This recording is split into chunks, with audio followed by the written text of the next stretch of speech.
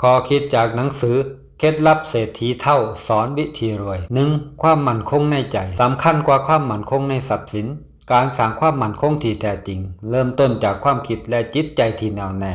หากหัวใจของคุณสั่นคลอนกับคำวิจารณ์หรือความกลัวใดๆการสร้างความร่ำรวยก็จะเป็นเพียงสิ่งที่ผันผวนเช่นกันกับความสุขที่ยั่งยืนคุณต้องเรียนรู้ที่จะมั่นคงในตนเองก่อนที่จะหวังให้ทรัพย์สินสร้างความมั่นคงให้กับตัวคุณเมื่อใดที่คุณตั้งอยู่บนหลักฐานที่แข็งแกร่งในจิตใจทุกสิ่งทุกอย่างที่คุณสร้างจะมีความมั่นคงตามไปนำ 2. ความรู้คือทรัพย์สินที่บ่มีวันสูญหายทรัพย์สินต่างๆอาจถูกพากไปในคืนเดียวแต่สิ่งที่บ่มีผู้ใดเอาไปจากคุณใดนั่นก็คือความรู้และปัญญาที่สร้างสมไว้ความรู้คือพลังในการสร้างสิ่งใหม่แม้โลกภายนอกสิเปลี่ยนแปลงไปจังใด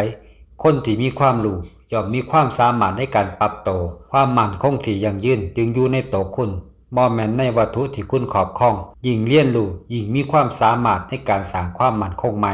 3. การอดทนเป็นคุณสมบัติของผู้ร่ำรวยความมั่นคงที่แท้จริงบ่ได้เกิดขึ้นเพียงชั่วข้ามคืนมันคือการเดินทางที่เต็มไปด้วยอุปสรรคและความอดทนในการฝ่าฝืนบ่ว่าคุณสิเจอความยากลำบากหรือความท้าทายอันใดการอดทนคือสิ่งที่จะพาคุณไปถึงจุดหมายการทำงานหนักและบ่ยอมแพ้ในวันที่ท้อแท้สิสร้างความมั่นคงที่ยั่งยืนและมั่นคงให้กับตัวคุณในที่สุด 4. ความมีวินัยและการวางแผนคือกุญแจสำคัญการสร้างความมั่นคงบ่ได้เกิดจากโชคชะตาหรือความสำเร็จชั่วครั้งชั่วคราวแต่มาจากการวางแผนและความมีวินัยในสิ่งที่ทำอยู่ทุกมือคุณต้องมีการวางแผนที่ดีและปฏิบัติอย่างเคร่งครัดแม้บางครั้งจะรู้สึกเหนื่อยหน่ายความมีวินัยซอยให้คุณเดินไปสู่เป้าหมายได้อย่างต่อเนื่องความมั่งคั่งที่ยั่งยืนจึงบ่ใช่เพียงเรื่องของความสามารถแต่เป็นเรื่องของความตั้งใจและการทำตามแผนที่วางไว้อย่างมุ่งมั่น 5. สัมพันธภาพและการร่วมมือคือคุ้มทรัพย์ที่ล้ำค่าการสร้างความมั่งคั่งบ่ได้หมายถึงการเดินทางเพียงคนเดียวคุณต้องเรียนรู้ที่จะสร้างพันธมิตรและความสัมพันธ์ที่ดีเมื่อคุณซอยเหลือและร่วมมือกับผู้อื่นคุณก็จะได้รับประสบการณ์และโอกาสใหม่ๆที่มีค่ามากกว่าเงินทองความสัมพันธ์ที่ดีจะนำพาความมั่งคั่งและโอกาสที่คุณมองข้ามไปหากคุณเรียนรู้ที่จะให้และรับกับคนรอบข้างคุณจะสร้างทรัพย์สินที่มีมูลค่ามหาศาลโดยที่ไม่ต้องใส่เงินตาเลย 6. ความพอใจในสิ่งที่มีคือความมั่งคั่งที่แท้จริงบางครั้งเฮาต้องหยุดมองหาสิ่งที่บ่มีและหันกลับมาชื่นชมในสิ่งที่เฮามี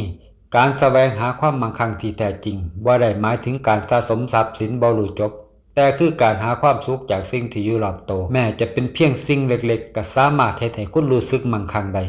การรู้จักพอใจทำจิตใจให้สงบและเมื่อจิตใจสงบคุณจะเห็นว่าความมั่งคั่งนั้นอยู่รอบตัวคุณเสมอ 7. การลงทุนในตัวเองคือการลงทุนที่ดีที่สุดการลงทุนในตัวเองคือกุญแจสำคัญสู่ความมั่งคั่งที่ยั่งยืนคุณอาจเลือกลงทุนในความรู้ทักษะหรือประสบการณ์ใหม่ๆซึ่งจะทำให้คุณเติบโตและมีความสามารถมากขึ้น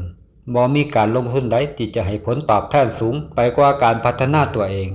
เมื่อคุณเติบโตและความมั่งคั่งและโอกาสก็จะเติบโตตามไปนำความมั่งคั่งที่แท้จริงจึงบ่แม่นแค่เรื่องของเงินแต่คือเรื่องของการเป็นคนดีขึ้นในทุกๆมื้อนี่คือบทความส่วนหนึ่งจากหนังสือเคล็ดลับเศรษฐีเท่าสอนวิธีรวย